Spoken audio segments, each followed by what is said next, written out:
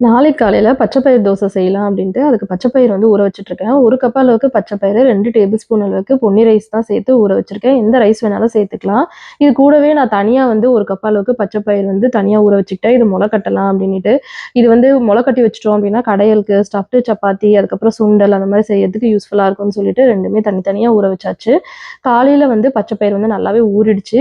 இதுலருந்து இப்ப நான் வந்து கொஞ்சமா எடுத்து தான் அரைச்சுக்க போறேன். மீதி பச்சை பயிர அப்படியே வச்சிருந்துட்டு, ஒரு 2 நாள் கழிச்சு ஃப்ரெஷ்ஷா அரைச்சு தோசை ஊத்திக்கலாம் அப்படின்னு சொல்லிட்டு, இதுல வந்து இப்ப 1 டீஸ்பூன் சீரகம், இஞ்சி, பச்சை மிளகா, காஞ்ச மிளகா, கொத்தமல்லி, பெருங்காயத்தூள், உப்பு எல்லாத்தையும் சேர்த்து நல்லா அரைச்சுக்கலாம். இப்ப தோசை வந்து சுட வேண்டியது தான். இந்த தோசைக்கு மேலேயே நம்ம முட்டை சேர்த்தாலும் ரொம்ப நல்லாருக்கும்.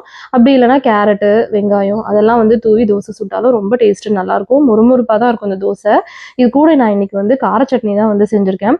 இந்த கார சட்னி வந்து சூப்பரா வந்து இதுக்கு சூட் ஆகும் இந்த தோசைக்கு. நல்ல ஒரு புரோட்டீன் ரிச்சான தோசை. நீங்களும் ட்ரை பண்ணி பார்த்துட்டு எப்படி இருக்குன்ட்டு கமெண்ட் பண்ணுங்க.